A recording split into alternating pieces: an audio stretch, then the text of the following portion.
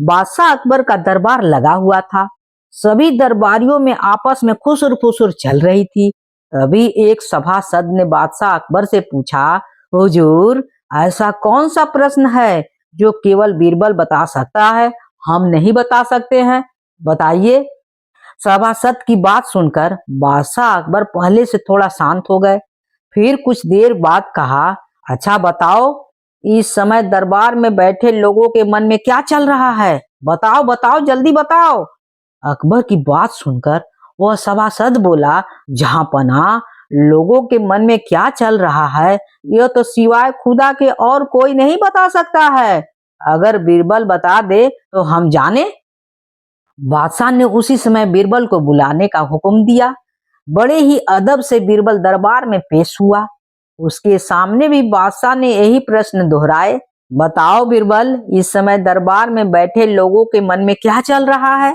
बीरबल ने फौरन दरबारियों की तरफ देखते हुए कहा, हुजूर हुजूर, इस समय तो सबके मन में एक ही बात है, यह दरबार सदा इसी तरह भरा रहे और बादशाह सलामत हमेशा स्वस्थ और जिंदा रहे। बीरबल का जवाब सुनकर सभी दरबारी एक दूसरे का मुंह ताकने लगे और फिर सभी दरबारियों ने बीरबल की बात को मान लिया, क्योंकि मना करने पर मौत किसको बुलानी है, किसी को नहीं।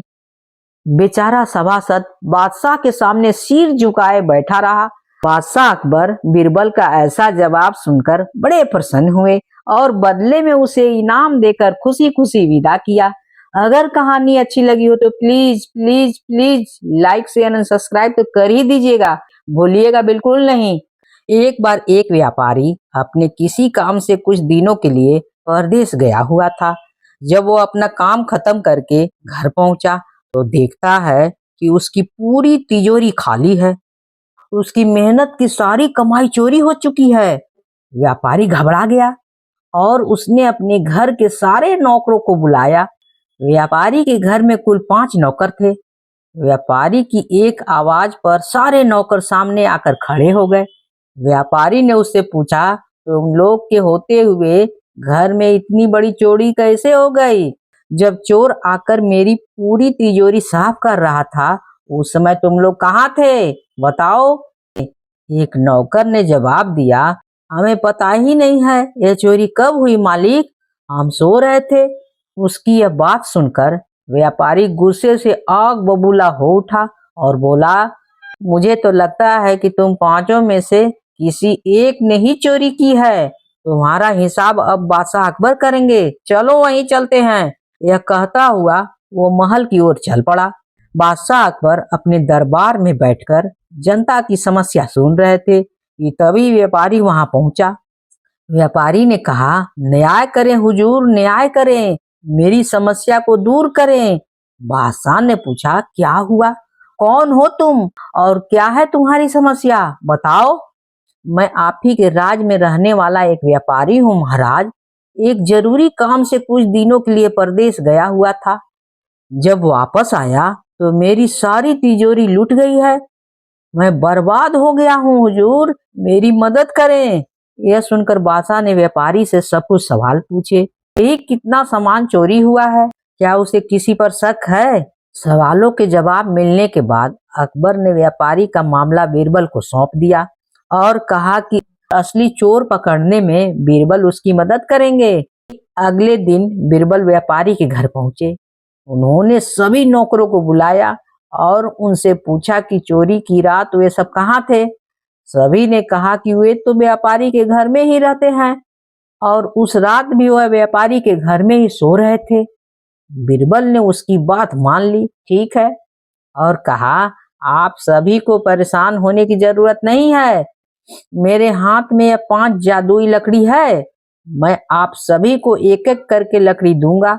जो भी चोर होगा उसकी लकड़ी आज रात को 2 इंच लंबी हो जाएगी और चोर पकड़ा जाएगा। हम सभी कल यहीं मिलेंगे। यह कहकर बीरबल ने सबके हाथ में एक एक लकड़ी पकड़ाई और वहां से चले गए। दिन ढल गया।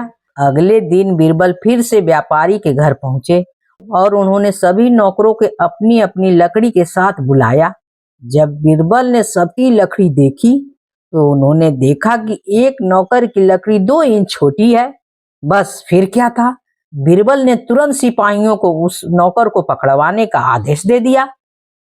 व्यापारी इस पूरी घटना को समझ नहीं पा रहा था और असमंजस से बीरबल की तरफ देखने लगा।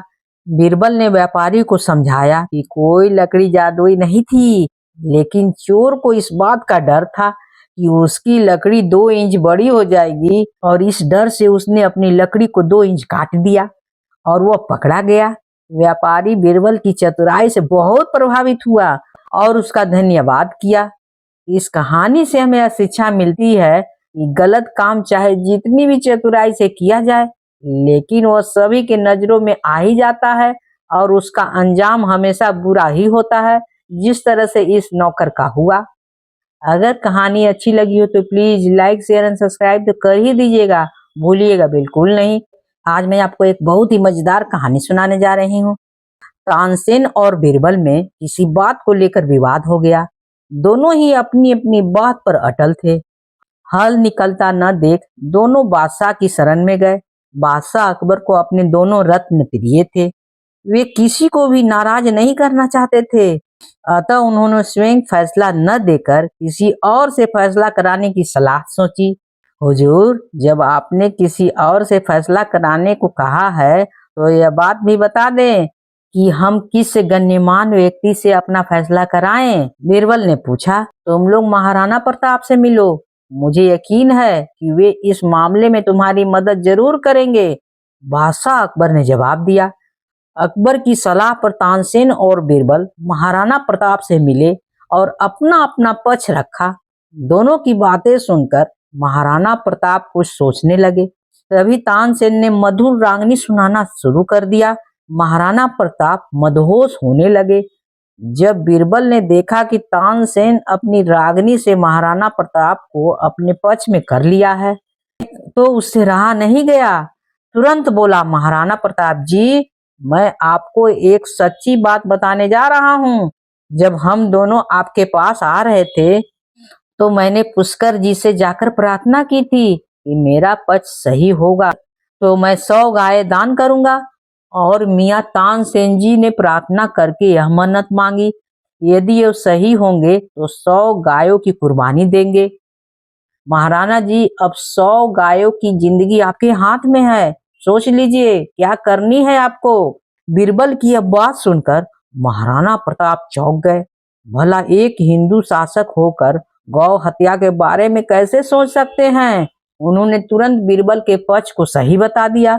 जब बादशाह अकबर को यह बात पता चली तो वह बहुत हंसे और हंसते हंसते लोटपोट हो गए और उनके साथ साथ दरबार के दरबारियों भी हंसने लगे।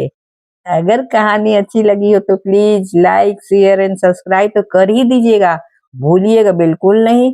कहानी होती है समाप्त।